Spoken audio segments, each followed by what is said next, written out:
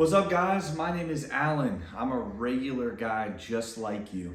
And in this series, I report the high and the low of my day every single day as a form of gratitude and a consistency challenge to start posting more on YouTube.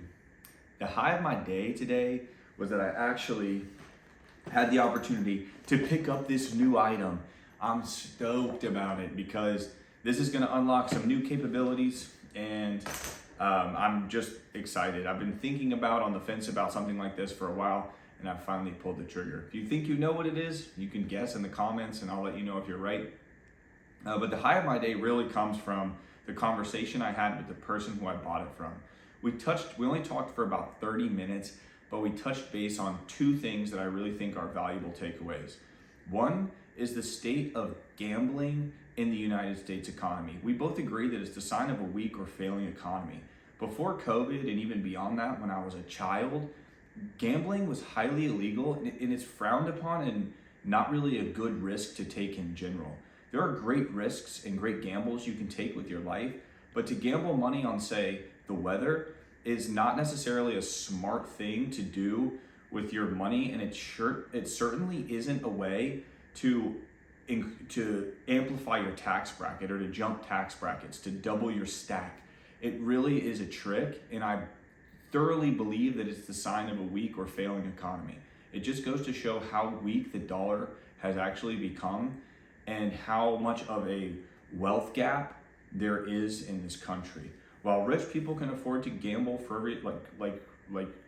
ridiculously, people like us, regular people who work for their money, have to be more strategic about what risks we take. The low of my day was, and also another thing that we talked about is that how people these days, we've noticed that are being more homebodies. They're more, I don't know why I'm using the word more, but people are staying in their houses more and they're not feeling that sense of community or lending hands to neighbors or strangers even who have so much more in common than they think. People get shadow boxed inside of their phones and inside of their environments and their thoughts that they kind of lose perspective, and they also lose the ability to change their opinions based on the consensus around them or to hear new things. And it's just an interesting thing that's happening in the world, and it's part of the reason why I'm applying myself on a platform like this to kind of spread the word and give this sense of community to people who maybe feel this way or are searching for that identity of their own. The low of my day today, while there are positives to the low, of course, is that I have this huge damage on my knee. We call it like a raspberry or a strawberry. It's on both knees, and it's because I was playing soccer yesterday on turf, and it's not quite as forgiving as grass. And when I take falls or slides, it actually was kind of rough on me. While I have had a ton of protein and ate a ton of food today, so I'm supporting the gains and supporting what is this word? I'm like supporting the grit. I can't think of the word because I'm obviously on camera, but I'm supporting what I'm doing to my legs. I'm eating to actually keep the work that I'm putting in, and it feels great. I love playing the game, but the low of my day was having these things bug me all day. I also wanted to share a parable about inside of a book called Rules of a Knight by Ethan Hawking. Now, I believe that this is not his words. I think that he'd found the story and published it, but there are tons of short stories and values in this book that brings me back to it, reading it over and over again. And this particular story that I want to mention today is a story about the knights and the leader, who I believe is Arthur, had encountered a neighboring group that was giving them gifts, much like you saw in the World Cup when Mexico received Rolexes from an influencer, a gambling influencer at that. What can happen when you accept gifts that aren't actually heartfelt or truly gifts of, say, good nature?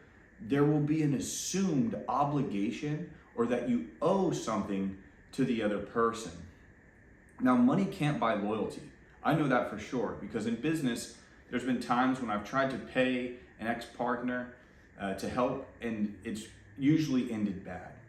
And as well as I've received gifts in the past that what I thought was a goodwill and an act of good, just to kind of, I don't even know, just to give a gift, there was actually assumed obligations thereafter.